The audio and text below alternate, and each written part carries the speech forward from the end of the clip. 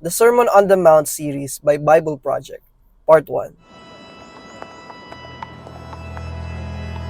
If you've ever heard of Jesus of Nazareth, you probably know he was a famous teacher, and his most well-known words have shaped the lives of billions of people throughout history.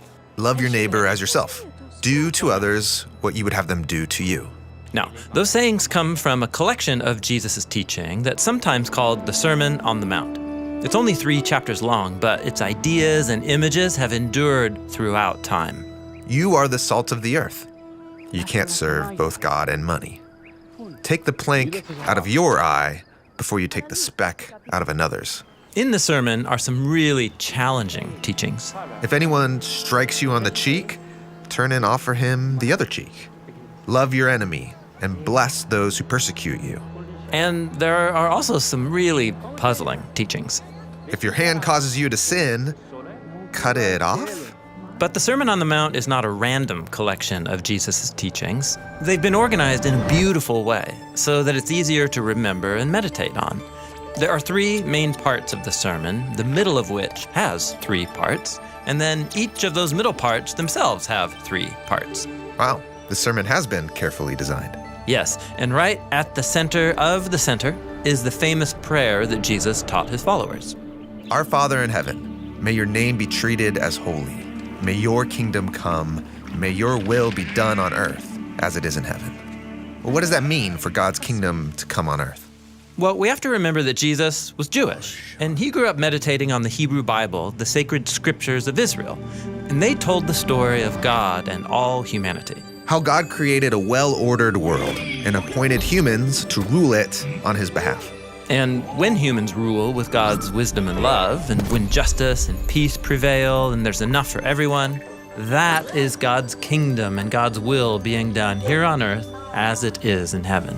And that's no easy task. Humans foolishly rebel and start building their own kingdoms by their own wisdom. And so God chose one family, the Israelites, and he offered them his wisdom.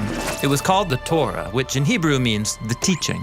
And beginning with Moses on Mount Sinai, God entered into a sacred covenant with them. Why only select one family? Well, the goal was for the Israelites to be transformed by God's wisdom so that they could represent God's kingdom before all the nations. But in Jesus' day, God's kingdom was nowhere to be seen. In fact, Israel was under the thumb of Roman oppressors. So what happened? Why isn't God's kingdom coming? Well, many religious leaders, like the scribes and the Pharisees, they thought it wasn't coming because Israel wasn't being faithful enough to the Torah. Other leaders, called the Sadducees, thought it would be best if Israel found a way to cooperate with Rome, and so they became the power brokers of Jesus' day. Some ran for the hills to become freedom fighters against Rome. They're known as the Zealots. And still others withdrew to the desert, waiting for God to use them to start a new Israel. But walk around the hill country of Israel, like Jesus did, and you'll mostly find normal people figuring out their lives as best they can. Most were barely hanging on, lots of poor and sick people. Many had lost their land to the Roman occupiers and were struggling to pay the heavy taxes. They were powerless and hopeless. And so Jesus went to these people, healing the sick and announcing that God's kingdom was arriving.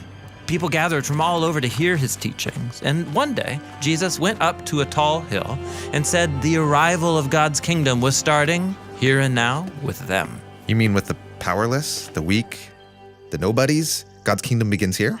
Yes, this is why the very first line of the Sermon on the Mount is, "Blessed are the poor in spirit." In other words, where can you go and see God's presence and blessing springing to life? Among the rich? Among the powerful? No, Jesus says. Look where people are poor, where they feel crushed and defeated. God's kingdom is beginning with the people standing right here.